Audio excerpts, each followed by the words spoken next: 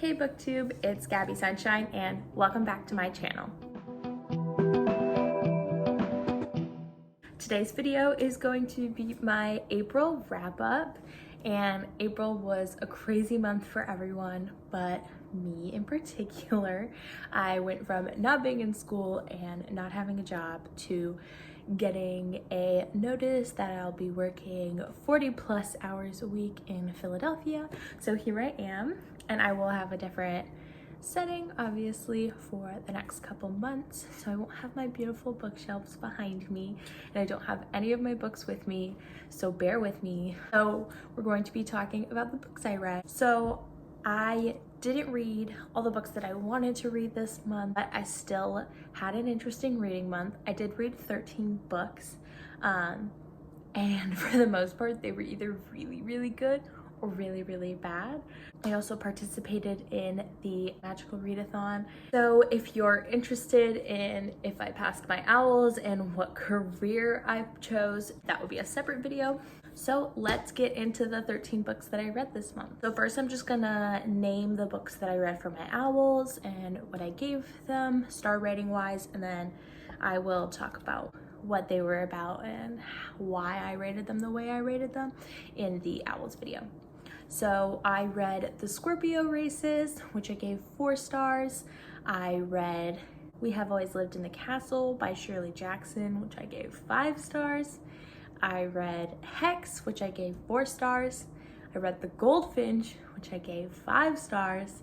I read Kill Creek, which I rated 4 stars. And I read Percy Jackson, The Olympians, The Lightning Thief, which I gave 4 stars. So those were my owls books. Overall pretty good, all 4 and 5 stars, which I feel like is very high for me, and so good month reading there. So now I'm gonna get into the books that I read that weren't part of the owls, and there are 7 of them. The first 2 I read for separate videos, so I'm not gonna go too much into them, but I'll still talk about them, and that is The Hellbound Heart and 30 Days of Night. So Hellbound Heart is a classic horror novella, and if you're a horror lover, you know that this is the novella that inspired the movie franchise Hellraiser. And so if you love that, definitely check it out. If you don't love it or don't know really anything about it, it's bizarre, absolutely bizarre. I knew what was going on, but at the same time I was just like, what? And for that reason I gave it a 3 stars. I am definitely not a fan. It was like super short and sweet, which I don't think was against it in this case, because I typically think shorter stories don't get the time that they need to truly develop in most cases. But in this one, I think it was enough time, maybe a little too much time for me, but that's how I felt about it, and I'll talk about it another time. The next one I did was 30 Days of Night, which is a horror graphic novel. This was one of my first times venturing into horror graphic novels. The graphics in the novel are very different from typical like comic books, and so it made it a little bit hard to kind of see what was going on, but it really plays nicely into the story. And I believe this one actually has a movie as well. It's about a town that goes through a period each year where it's like 30 days of night, and so the sun never rises. It's in Alaska, and kind of what happens, these like vampire zombie people know that it's going to be 30 days of night, so they can like feast during the entire 30 days, and the graphic novel kind of starts with all of that and what's like gonna happen during those first 30 days. I rated it a 4 star. I love zombies.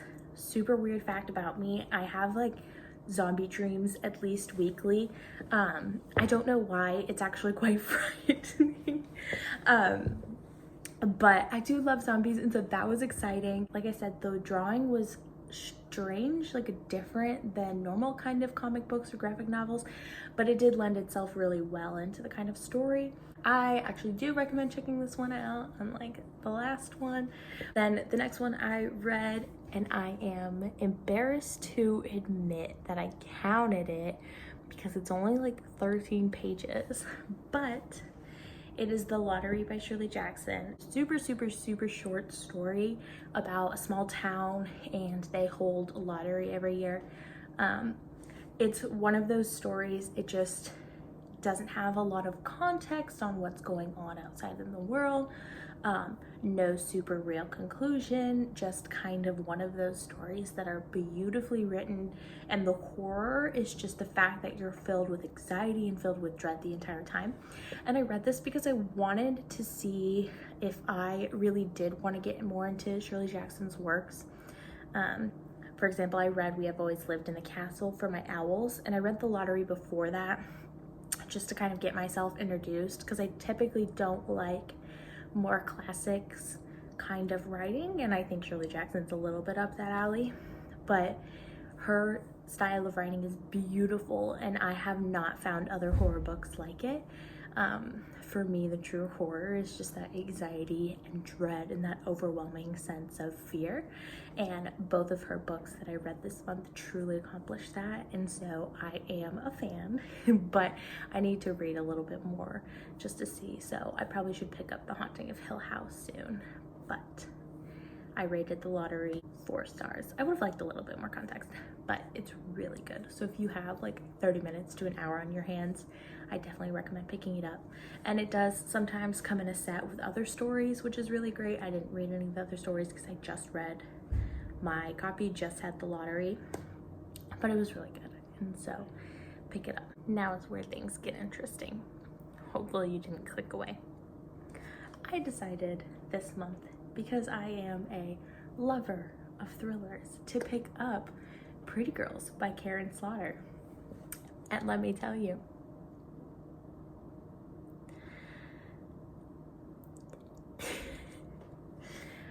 I am starting to wonder whether or not I am a thriller lover anymore, solely because of this book. I absolutely love horror, and like if the book is thriller that borderlines horror, like sometimes the line is super vague, you know, I'll do that. But these more, I like to call them they're like chick lit thrillers. I just am not a fan. This one was 2-star rating for me, and it has convinced me to never pick up a Karin book again. I totally get if you liked it, and I totally understand if you read her works religiously and love them. This might have been a bad introduction for me just because of the content. The book is about 2 sisters whose other sister went missing earlier on in their life, and now they went their separate ways and they're adults. One of them got married to this man, the other one has a daughter and has a boyfriend and is just kind of living life. Well, when the one who's married husband gets murdered, things kind of come up, and the 2 sisters come together to kind of figure out what's been going on. So a lot of things are coming up, and there is a girl in town who's gone missing, and they see that there's a link between their sister's disappearance and this girl's disappearance. It's kind of the story around that and the 2 sisters coming together. I was so excited to pick up this book. I have seen so many people really enjoy it and say how disturbing and how graphic it is, and like, let me tell you, like, yes, it is disturbing, and it's so graphic, super graphic. Kind of, and my opinion on this is like, it was graphic to the point where it was kind of a scare tactic that came off really cheap to me, but that's just my opinion and like my taste in the books I've read, so I totally understand if this scared you or was too much. It was intense, and I definitely, so there's a lot of trigger warnings for what goes on in this book, so I would kind of stay away from it. But yeah, because of all that, rated it 2 stars. I was so disappointed I wasted my time on this book, and it kind of has me not wanting to pick up thrillers again. But that's okay, because I am finding other books that I learned that I really like, and so I'm okay. The next book that I read is I'm Thinking of Ending Things, and this book has been on my TBR for a while now, and then I saw that they are coming out with a Netflix version, and I love Netflix, and so I had to read this as soon as possible, and it was a 4-star read for me, but I kind of need to explain what's going on. This book is wild, and like not even necessarily in a good way. This is going to be the worst review ever. I don't want you to judge me as a booktuber because of this review. But if you have read this book, then you probably understand what I'm, going through. In my Goodreads review, I wrote, "Holy freaking guacamole. I have absolutely no words about this." I never get scared by books, really. I was reading this book in the dark and I was scared to go to bed. It is so creepy, just throughout the whole book, and you also just like kind of have no idea what's going on, but there are some elements in the story that are super creepy, especially for a girl who lives in an apartment by herself, and it can be dark, and I don't want to see shadowy figures outside my window. It just like has you sitting on the edge of your seat the whole story because you have no idea what's going on. The book definitely was not what I thought it was going to be, which is also, I think is a good thing. But that being said, the ending is just wild and not in a great way, but that's okay. I rated it 4 stars. Like I said, it was an experience, and I'll rate it 4 stars because of the experience. Overall, story-wise, I think I would give it a 3 stars, but reading it in the dark, getting through it, the sense of dread I had the whole time with the anxiety building up, definitely 4 stars. And I can't wait to see it on screen. I think it is going to be so good.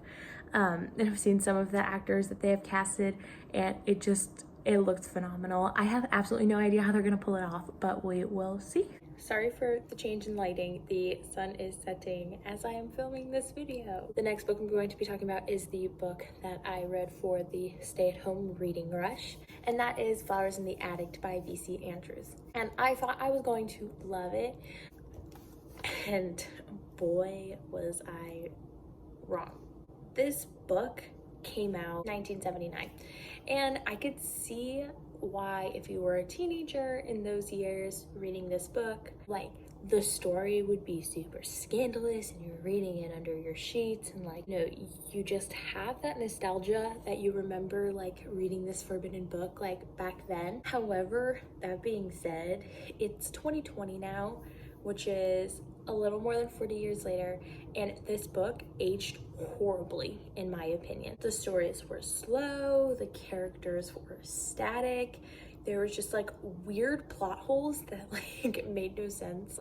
Trigger warning, the theme of incest, which was just kind of thrown in there, it just like didn't make any sense. There were some scenes of horror in this novel that were very well executed, and the concept in general was super intriguing, but when you kind of add up the fact that like I didn't care about the characters, but like brother and sisters were, just kind of convinced me never pick a V.C. Andrews book up again, which I think that happening is a common theme in her books, so no thank you. And moving on. The last book I read was Meet Cute, and if you know me, the dark side goes away sometimes and I obsess over rom-coms, and this one was absolutely no exception. I rated this one 4 stars. It's about a girl who on her first day of law school trips and falls into her favorite actor from her favorite TV show of all time. And he's also a student in the law school, and so they meet and they compete and they debate, and then it flashes forward to a couple years later when they're both in their careers and stuff like that, and the whole concept is like they had a meet cute because she like fell into him.